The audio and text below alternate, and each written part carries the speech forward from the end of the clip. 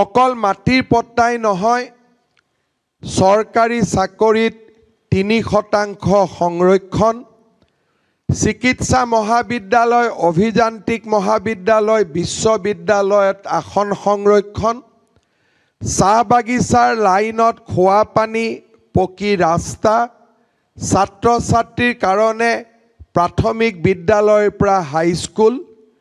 আজি আমি সমগ্ৰ চাহ জনজাতি আৰু আদিবাসী সম্প্ৰদায়ৰ মাজত এক শৈক্ষিক নৱজাগৰণৰ বাবে কাম কৰিছোঁ আৰু আজি নিশ্চিতভাৱে আমাৰ যাত্ৰাই এক নিৰ্দিষ্ট গতি লাভ কৰিছে। প্ৰধানমন্ত্ৰী ডাঙৰীয়াৰ উপস্থিতিত মাটিৰ পট্টা লাভ কৰাৰ লগে লগে আমি পৰ্যায়ক্ৰমে অসমৰ 3.5 লাখ শ্ৰমিক পৰিয়ালক আমি মাটিৰ পট্টা দিয়াৰ কাম হাতত ল'ম।